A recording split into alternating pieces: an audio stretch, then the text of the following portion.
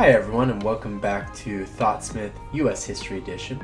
This is Mr. Smith, and today we are going to be talking about vaccines. So, as you may have noticed, last week we did not have video. I was having some computer issues, but those computer issues are pretty much taken care of at this point.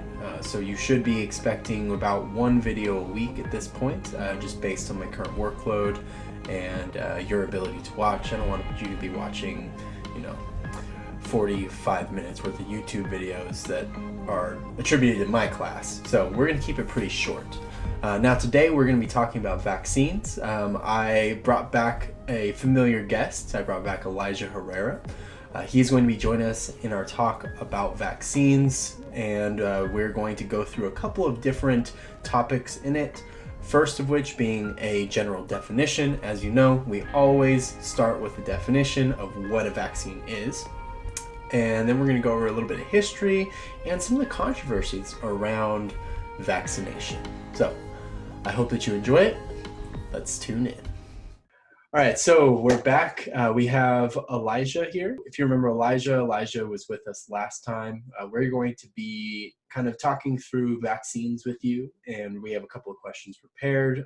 So we're going to go over what is a vaccine and some of the history of vaccines, as well as some of the controversial aspects of vaccines in terms of movements against vaccines and some of the perhaps research that has been done that can lead to it being a little bit harmful, or people saying that it's harmful. So we're going to go ahead and jump in. So starting out, what is a vaccine? So a vaccine is basically when scientists take a version of whatever disease that they're trying to cure, and they make it not so harmful, and then they put it in your body so you can develop antibodies to it. And those antibodies then help you with combating that disease if you ever get it. So that's just a little bit of the vaccine. And I think that they're generally distributed when young, right? So you start getting them, like 12 months or 18 months, something like that? I think they do them younger. Younger? Yeah, but you usually have to go through like a series of them. They usually call them boosters. Like you'll get your initial one for like chickenpox or measles or whatever. Yeah. And I want to say they do them like as young as like 2 months. I don't remember exactly, but it's pretty young. And then they keep going. I think all the way up into your like high school age usually. Yeah, I think I remember getting one. I was in 5th grade, I believe, and I got a shot, chickenpox booster. It's called varicella, and it inflamed my entire arm. I had to take allergy pills because I was allergic to the vaccine that they gave me, which, I mean, I never got chickenpox, which is awesome, but, inflamed arm. So yeah, we start getting them very young, and vaccines are nothing new.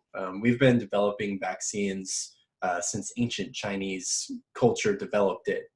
Basically, Chinese culture developed forms of immunology, which would be like, immunology is the study of vaccination, or the study of making humans immune to certain diseases. I could also be butchering that, but I think I'm pretty correct on that definition. But when we're looking at ancient Chinese culture going all the way up into even the 1700s, Buddhist culture, they actually would ingest snake venom to help prevent people dying from being bitten by jungle snakes. So the concept of vaccine is not new, not by any stretch of the word. We have also seen a lot of vaccines developed throughout the 19th century, which is where my United States history course is currently situated. So in the 19th century is when we really started to get rid of smallpox, and smallpox was that disease that responsible for killing off a lot of Native Americans. There's some really interesting political and economic effects that happen due to smallpox, but we'll get into that in a minute. Now that we've kind of established what a vaccine is and a little bit of the history, let's get into kind of controversy, because that's really why I have you on here. The controversy is what makes vaccines like an interesting topic to talk about. So what do you know about the controversy of vaccines? So there's a lot of groups who are, well, the internet has kind of deemed them anti-vaxxers, which is anti-vaccination, right?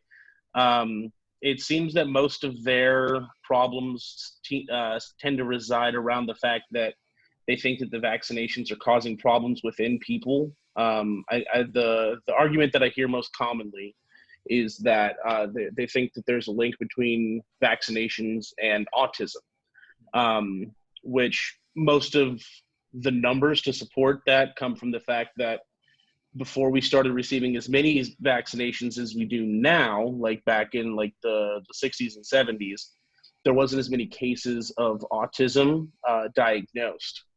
I think that it's more likely that we just didn't have the means for diagnosing correctly.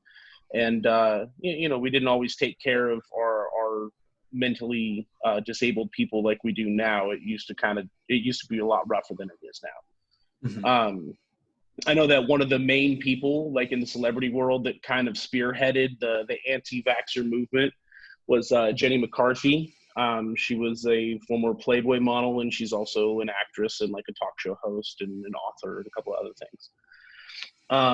I think there's some other people, and it seems to be gaining a little bit of traction. It's also losing a lot of traction now with this whole entire thing going on, COVID-19, because if there's a vaccination for this and it's going to save lives, like it's going to be something that's going to happen. It's going to be pushed for by the majority of the population.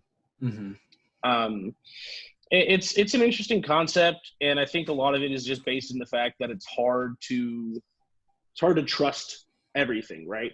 It's hard to trust everything that's fed down to you, and this almost directly ties in with our conversation about conspiracy theories and whatnot. Is that and the whole anti-vaxxer movement is essentially that. Maybe not one that's as ludicrous as something like flat earth, but it is still something that that is out there, to some extent. However, I can see the reasoning behind it. But the fact of the matter is that these things seem to help us for the most part. We don't see a whole lot of complications from vaccines, at least not anything that's super well founded. So that's my general understanding of the controversy behind them. Okay. And yeah, that idea of being well founded in your assumptions about a vaccine or about pretty much anything really matters. That's why you have to back up anything you say with sources. And, you and I are kind of talking off the cuff here, so we're obviously not producing our sources, but right. I have no problem sending in my sources. And especially when we're talking about vaccines, people saying, oh, vaccines cause autism. Really what you're looking at is a span of time where we started increasing vaccines because we were trying to get rid of the mumps and measles and polio, and we actually eradicated many of those diseases, or very close to eradicating them. And eradicating is basically making them, not exist. And at the same time, because of the age in which we administered those vaccinations, which is about 18 months, that's when you also start seeing signs if a kid has autism. So they started linking the two instead of making it like these two things are incidentally happening together, they correlated them. Yeah. And then it became a causal effect. Like you get a vaccination, now you have autism. And that's not necessarily the case. People like to not make those distinctions, and they don't want to do the hard research. No, it's really easy to draw conclusions, especially with something that would be as devastating as your child being diagnosed with autism. You're going to look for something to blame. Mm-hmm. I could. Sorry, go ahead. Oh, I was going to say there's nothing wrong with a person being autistic or having autism. Correct. Yeah, but it's like that's a game changer as a parent, because you're going to have to really alter the way that you live your life, Yeah. because your kid is going to have a lot of needs that you need to meet. But yeah, sorry, go ahead. I just needed to jump in there really quick. No, you're absolutely right. And that's more so what I meant. Not that it would be terrible to have a child with autism, just that it would make things a lot more difficult, and it makes things a lot more difficult for the child too. So I can see looking for that blame.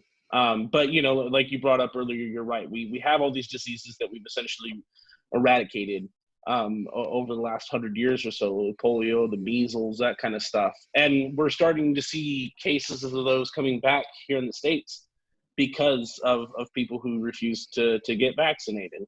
And it's hard to say, because I firmly believe that as people, we should kind of be able to do whatever we want as long as it's not going to hurt anybody else. I definitely fall in the line of Jon Stewart's On Liberty. But at the same time, if it's going to be damaging for the rest of the civilization, if it's going to, if you're going to start wiping out people because we're bringing back diseases that haven't been here in forever, it's extremely dangerous for a societal impact. Mm-hmm. And I think that's going to be something that we see out of all of this, out of COVID-19. I think that if we do come up with a vaccination that does completely eradicate it, and everything gets squared away, in a matter of months or a year or whatever, there's going to be people who won't take it. Mm-hmm. And that's going to be a problem. Those are going to be the people that get it, and then we're, spread to the rest of the group, and then we're in the same position that we were before. Yeah. And the problem is like a lot of with the vaccines cause autism thing. Andrew Wakefield was the scientist who was kind of behind that. He published a paper back in like 1997, basically linking the two, saying that there is a strong correlation between these two things. And he was actually lost his ability to be taken credibly in the scientific community because he falsified research and his methods were awful. So that paper was largely rejected, but then we had this huge counterculture movement, which I think spawns out of that like conspiracy theorist vein. Because I don't know too much about it. I try and disregard a lot of conspiracy theories unless there's a lot of merit behind it. But stuff like people are saying with COVID-19, don't take the vaccination because it's going to be microchipped and the government's trying to control you. And if you go back in history, you can see the government has played a large part in vaccinations. You go back to 1792, and Virginia in 1792 was actually passing laws to make people get vaccinated. They were taxing people $1,500 or something like that. $1,500 a lot of money back then. Yeah, wow. Yeah. So roughly it would be $1,500 USD if they were not inoculated against smallpox, because they didn't want smallpox in the population. In fact, it was basically a biological weapon before, used in war against Native Americans, right? So obviously we wanted to cure that, and government played a large role in helping to eradicate that here in the United States. They funded all of the think tanks that were coming up with different vaccines for it in the 1960s and 70s. But when people start taking it and they have an adverse reaction, because some people have an adverse reaction to whatever, what happens is in the legal system, you have an adverse reaction to something a doctor prescribes you. And people, because this is America, we want to pursue legal action against them because we think that we were, harm was done to us. So what we see is litigation start to come up, and if you fast forward to nowadays, people saying like the government's going to microchip us with COVID-19 vaccinations. It's hard to kind of grasp, Yeah.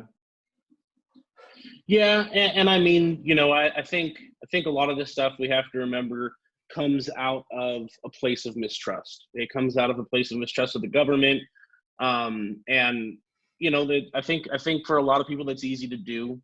And you also have to take into consideration that like our country wasn't necessarily founded on big government.